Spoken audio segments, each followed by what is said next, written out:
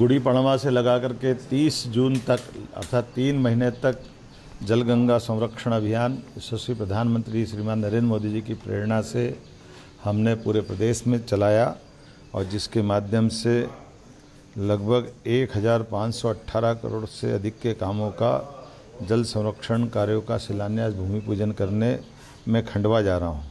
खंडवा हमारे देश का वो ज़िला है जिसने जल संरक्षण को लेकर के सबसे अच्छा काम पूरे देश में किया है।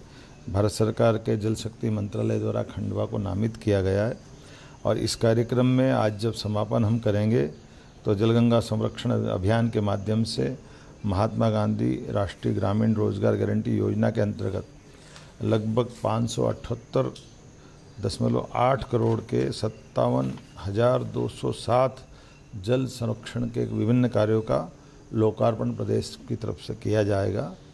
मैं प्रधानमंत्री कृषि सिंचाई योजना वाटरशेड के माध्यम से 43.46 करोड़ के 888 कामों का भी लोकार्पण जल गंगा संरक्षण अभियान के माध्यम से हम करने वाले हैं।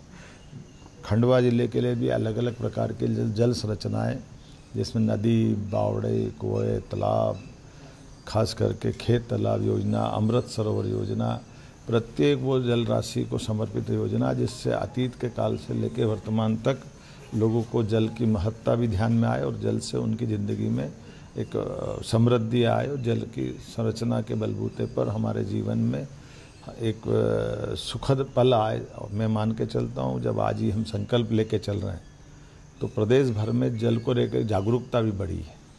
पुरानी से पुरानी बावड़ियों का स्वरूप निखर के आ गया और हमने इसमें भी अलग अलग प्रकार के पुरस्कार दिए। नगरीय स्तर में पहला पुरस्कार भोपाल को मिला, दूसरा जबलपुर को मिला। उसी प्रकार से 1 लाख से 10 लाख के अंदर की आबादी में इसके पुरस्कार दिए गए जिसमें उज्जैन आया है। उसी प्रकार से 1 लाख से कम की नगर परिषद नगर की बाडियों को भी पुरस्कार दिए गए।